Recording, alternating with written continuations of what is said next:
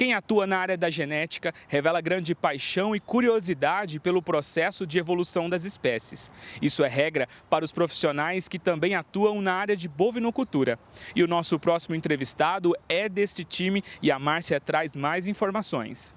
O processo de melhoramento genético é dinâmico e nunca para. Então, vamos conversar com o Fernando Baldi, que é professor da Unesp e diretor de pesquisa e inovação da NCP. Bem-vindo, Fernando.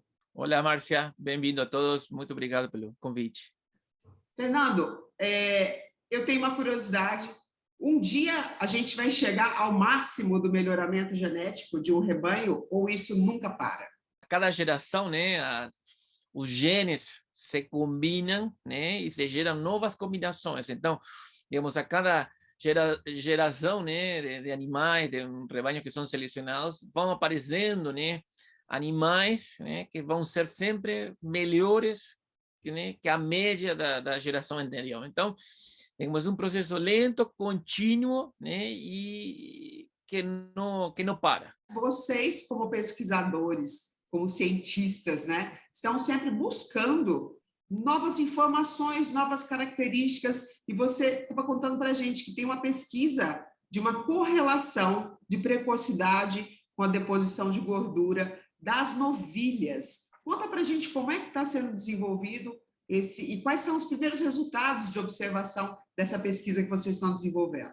Muitas das recomendações que serviam para o passado, a gente, fruto desse progresso genético que está havendo nos rebanhos, a gente precisa, digamos, rever algumas recomendações que existiam no passado. Então, muito no passado, falo-se há 10 anos atrás, quando os programas de melhoramento começaram, com os programas de precocidade sexual de fêmeas, existia, digamos, a recomendação, o conhecimento que animais mais pesados, fêmeas mais pesadas, tinham maior chance de emprenhar.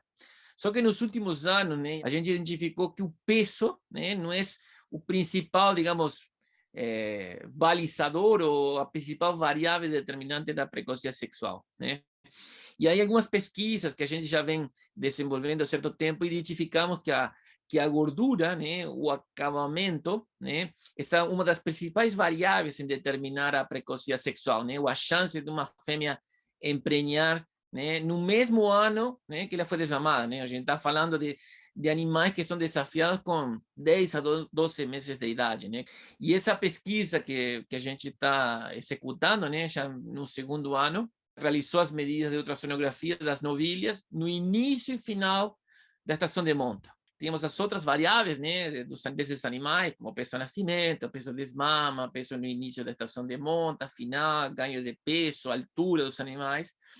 E a principal variável foi o nível de acabamento, a espessura de gordura. Na verdade, o que esta pesquisa demonstrou, digamos que em animais, em fêmeas super precoces, que já são fruto de mais de 5 gerações de seleção para essa característica, digamos, a principal variável não é o peso, porque, digamos, você pode ter novilhas pesadas com mais de 300 quilos que não emprenham e ter novilhas com 230, 240 quilos que elas emprenham. Então, o principal indicador é a condição corporal, a espessura, a composição da carcaça desse indivíduo. Esses dados, essas informações, elas vão gerar uma nova DEP, uma nova característica, novos índices no programa de melhoramento genético da NCP? Hoje os criadores da NCP, eles têm uma DEP para acabamento, mas essa DEP, a mensuração de acabamento, de deposição de gordura, é feita aos 18 meses, tá? Mas a gente já tinha visto uma relação, dessa DEP com prenhez precoce. Então a pergunta era: será que essa associação que existe entre a DEP de acabamento com a DEP de prenhez, se a gente fizesse a gordura, mensurasse a gordura durante a estação de monta, será que a gente ia encontrar essa relação? E a gente confirmou essa relação. Esse foi um trabalho interessante, porque assim, os criadores, os técnicos, todo mundo sabe, que para uma novilha emprenhar, ela tem que estar em uma boa condição corporal.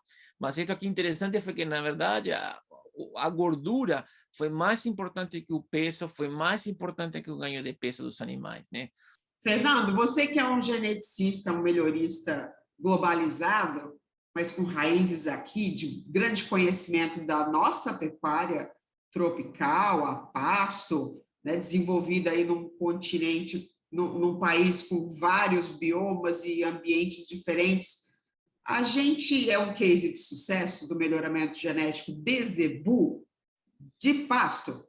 No mundo, o Brasil é referência em termos assim, de incorporação, né? O criador pecuarista brasileiro, e não somente quem faz melhoramento, é referência no mundo em relação à incorporação de tecnologia. Se eu vejo, por exemplo, no caso de Uruguai, Argentina, até mesmo nos Estados Unidos, né? Digamos, quando a gente leva nossos trabalhos em congresso, ou discute com colegas, ou vê os números, né, de alguns sistemas de produção, né, no Brasil, de pecuária, eu fico às vezes até impressionado, né, os números. Ou seja, logicamente a gente tem ainda uma trilha para trabalhar e muito longa, né, porque assim, eu sempre falo, né, um país, né, que tem uma taxa de preñez aí de 50%, 60%, né, que é o caso do Brasil, né, o global, né, é uma taxa muito baixa, né, mas assim, temos vários casos de sucesso, né, de sistemas que incorporam tecnologia,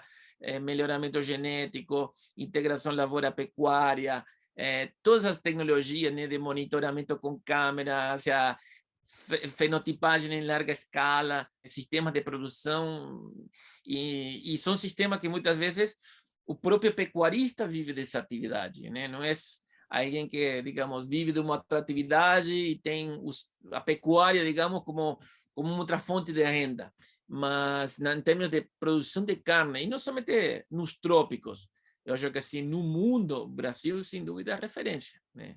Fernando Baldi, obrigada por sua participação. Muito obrigado, Márcia, pelo convite e um saludo a todos.